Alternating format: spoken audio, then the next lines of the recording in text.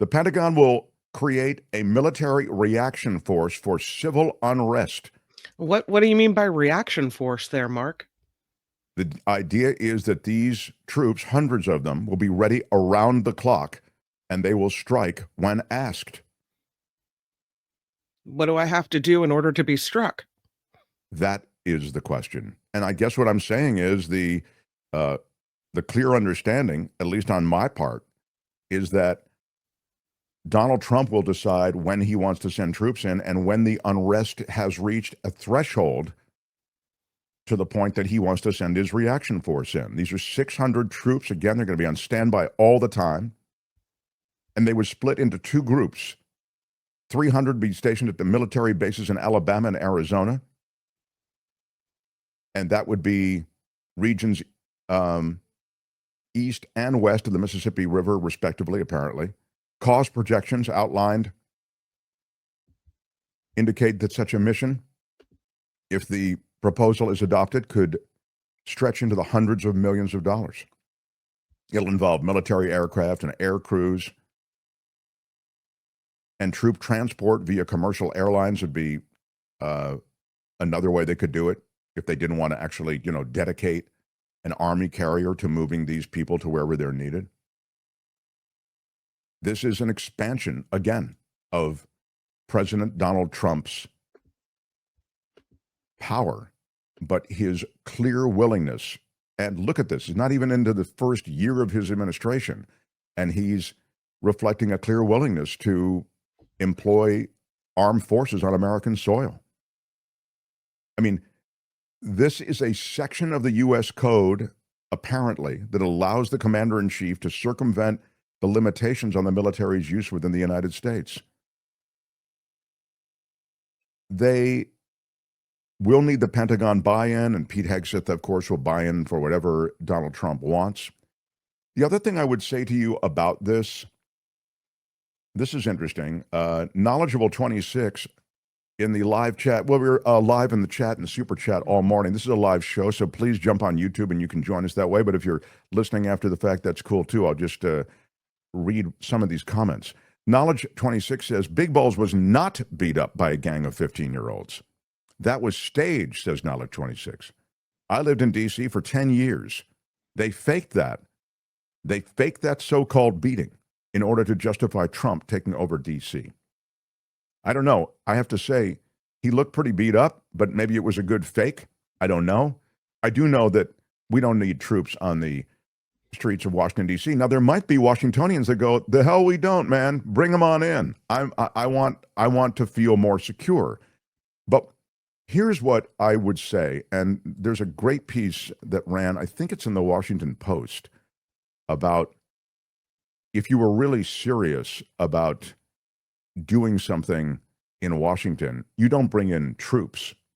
Troops is the stupid bully kid flex, where you when you have that hammer, everything looks like a nail. Mm-hmm. It's not the way to really solve problems. The piece in the Post, let me see if I can find it. Did I not put it in the rundown? Maybe I didn't. The piece in the Post made a really great point, which is that the problems in Washington, D.C. are real, and they've been real for a long time. I mean, it's not the hellscape that Donald Trump describes it as. I go back there all the time. I grew up there. My mom still lives there. My sister still lives there. My friends still live there. I go back there and, I don't fear for my life. I go to the museums. I go to the theater. I've been to the Kennedy Center a jillion times. I've been to the Kennedy Center Honors. We'll talk about that in a second because he made that big announcement. And I guess all I'm trying to say is, but there is real concern. It's a big city. So you're looking around. You never know when bad stuff's going to happen. But it's not, again, this hellscape that Trump has described. Once again, when he talks about graffiti and he talks about, the general sense of homelessness being in too many places, he's right. But the solution isn't the Army or the Marines or these guys graduating West Point. Mm-hmm. They're not trained in patrolling American streets and scooping up homeless people, or for that matter, even beating back whatever disturbance they may be called to. They're not police officers. They're military people who are trained to operate in theaters of war. Kim talked about it yesterday. Her husband used to be in the Marines, Mm-hmm. and he talked about, we were a fighting force. We're not Yeah. a police force. We said we were trained to kill. We're not trained to disperse crowds. We're not trained in matters of police. Perhaps he said the military police would have those skills, but in general, the military, they have a purpose, and the purpose is not policing our streets, and they're not trained on that. Exactly. And so what the columnist, and I hope I can find this column. I thought I cut it out in here and put it in, doggone it. But I can summarize it for you, just to say that, what really is the problem in Washington, D.C., and it's effed up that we have to talk about Washington, D.C. Like, why are we talking about Washington, D.C.? There's so many other things going on. Trump's meeting with Putin. He's leaving Zelensky out of that entire conversation. We will talk about that. Trump's immigration policy continues unabated. It's a total mess. We will talk about that. But you can see now we have to spend a moment on Washington, D.C. because he is road testing, even at the same time that he may be launching this special force. He's road testing the idea of taking over these cities. And he even mentioned, Chicago, you're next, then L.A., etc. All these democratically run cities in blue states. He's not going to St. Louis. It was pointed out by David K. Johnston yesterday, because St. Louis is a red state. He's not going to Dallas because Dallas is a red state, and so on, and Atlanta, and fill in the blank. He's going to Chicago. He's going to L.A. He's going to San Francisco. So the idea is, if you really cared about Washington, and you don't, but if you really cared about it, you would address the real problems in Washington. They have a huge problem with truancy. They have some of the worst truancy numbers in the entire country. It's been that way for a while. They've been able to actually improve on their truancy numbers. There's so many kids not showing up to school, and they're still bad. You'd work on that. So many after-school programs have been defunded. So many preschool programs have been defunded. That's why you end up with these 15-year-olds, arguably a real factor in crime in Washington, D.C. See what my first point is. It's truancy, and it's the lack of activities in their neighborhoods. These things have to be subsidized. It's the best money you'll ever spend, and it's such little money. What an exciting announcement that would be, Donald Trump. It's not moving the troops in. Moving the troops in is a 30-day flex. You look like a tough guy, and you bring on Bondi, and she talks like a tough guy. Crime stops today. Then you bring in Kash Patel. You have Pete Hegseth there with that jaw that you love so much. You have all the Fox News Hollywood squares standing behind you. Janine Pirro comes up. She talks tough. But the reality of what's happening in Washington is about really getting in there and looking at the problems in that city. And I've just mentioned two of them. There are more, but you don't care about that. You care about the flex, the announcement, the theater. This is a strong man doing a strong man thing. And that's the problem here. This guy doesn't understand and doesn't want to understand. He just wants to make the announcement, bring on his crew, let us dominate the news cycle for another day. Yet another day, we don't need to talk about Epstein and the fact that I'm all over the Epstein files like a bad smell. And let's move on. And in 30 days, maybe he'll keep the troops there, maybe he won't, but the troops can't do anything. They're not trained in law enforcement. Mm-mm. It's insanity. And the last thing I'll say, Kim, and I hear you taking a breath, wanting to say something. How dare you try to interrupt me when I'm on one of my screeds? My bad. I'm sorry. I would say that, and I'll get to this in a bigger way when we talk about immigration and ICE. It's sad the way we've dropped all the standards and even the age limits for so many of these people that we're calling on to now patrol American cities and to act as law enforcement agents in American cities, in this case, Washington, D.C. We've seen the age limit drop in the case of ICE They're desperate to recruit. We've seen the age limit drop to 18. An 18-year-old with a gun and a mission to round up illegals. No other real plan except we're going to rent a Penske truck, put in a fake ad for work, and when they show up, we swarm them. It's cosplay. They're 18 years old, these people. And this is a degradation of the Guard, of military people. It degrades the work they do, and it degrades the service that they provide and the security that they provide. So in the case of ICE, they're poaching from police forces, as you know, with a $50,000 signing bonus, et cetera.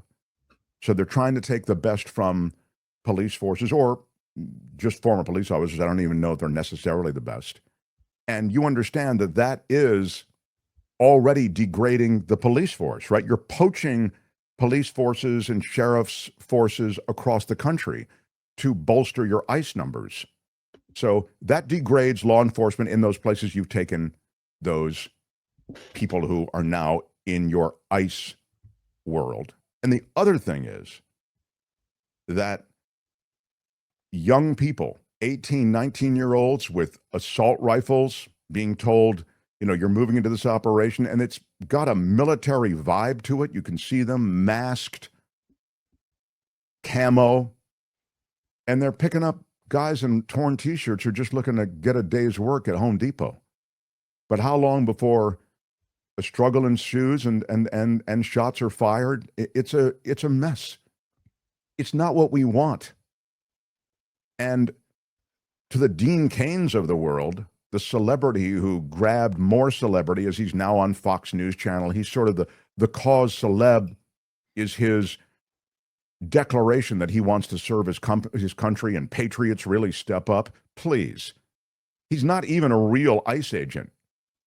His fat ass is going to sit in the studio and he's going to do a bunch of commercials for ICE and the big job they have and that they are doing and how everyone should join Dean Cain in this effort. And the reality is, as I say, he's not an actual ICE agent. It's a ceremonial type thing. Don't tell me how patriots step up. Patriots step up what, and get makeup and then do a PSA? Is that what patriots do? You're an embarrassment, man. You're an embarrassment. And you ought to be ashamed. Secretary Noem unveils no age limit for patriotic Americans to join ICE.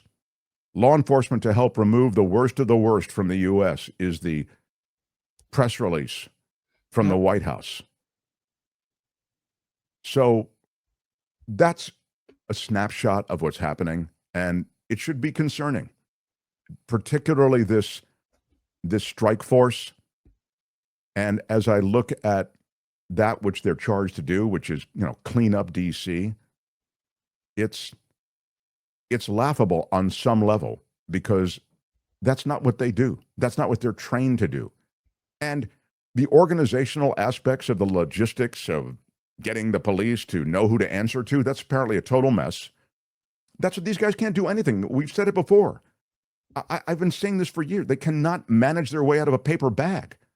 They're horrible. It's a mess. Look at everything they've done. Nothing has been done efficiently. But they'll always say, it went so great. I mean, oh my God, it was unbelievable. How dare you criticize We've this never tremendous... seen anything like it. Yeah. Remember the Pete Hegseth on that Signal Chat thing where he had revealed all of this information in the Signal Chat back and forth, and he goes, how dare you criticize the heroic work done by these people, these Americans who flew these missions? And no, how dare you reveal what their mission was, but also how dare you call that a successful mission? It wasn't a successful mission. They'll always say it was a success. Their mission accomplished moment that George Bush had in Iraq, they have it almost every day. We're doing something that's never been done before. It's just incredible. There's never been anything like it. I've never seen anything like the kind of work that we're doing here. So-and-so is the best ever, right? Oh my God. And what's his face is even better. And, no one gave me credit, but I've never seen anything like it. Exactly. This news of this morning, The White House saying law enforcement making dozens of arrests in Washington overnight after federal agents and National Guard troops fanned out across the city to quell this, quote, crime crisis that local officials say actually doesn't exist, with crime at a 30-year low. The National Guard arrived on the National Mall late yesterday. Agents from the Drug Enforcement Administration, I'm going to say something about this in just a minute. Agents from the DEA, FBI, and Department of Homeland Security were seen in several neighborhoods, sometimes accompanied by local police officials. Now, let me just mention, one of the reasons that it's really important that you see DEA and ATF agents in all of these, you may be wondering, like, why these other agencies? I don't get it. Well, you're right not to get it, because they're doing things that they shouldn't be doing. They're not really used to doing this day-to-day law enforcement, fanning out across the city to, break this crime wave. DEA, FBI agents and DEA agents are really doing the work of trying to root out gangs associated with drugs, ATF with weapons. The reason that they're bringing them in is because they're much younger. I'm talking about institutionally younger, not the people in them. They're institutionally younger than, let's say, the military. So when a group is institutionally younger, when you have the ATF and DEA, what can you do? You can now apply presidential decision-making to directing where you want them without regard to violation of the Constitution. You can't do that with the military yet. Turning the military into a law enforcement arm is still a tough flex. Obviously, Trump is trying to do it, but you can do it with DEA and ATF. And that's how he can enlist these other Homeland Security related institutions in his efforts. It allows him to bolster the number of people associated with these huge areas of presence. Right now it's Washington, D.C., but then it could be Los Angeles, Chicago, etc., that Trump wants. That's why you have DEA and ATF. So back to the story, they're there, they've mobilized, and, it has begun. The whole way in which he's going to clean up Washington has begun. We will watch it, but again, it's pretty textbook what he is doing. Hi, it's Mark, and I thought that was great. Hit the notification bell, you'll know whenever there's a new video being dropped, and please subscribe to our channel to help us save the universe.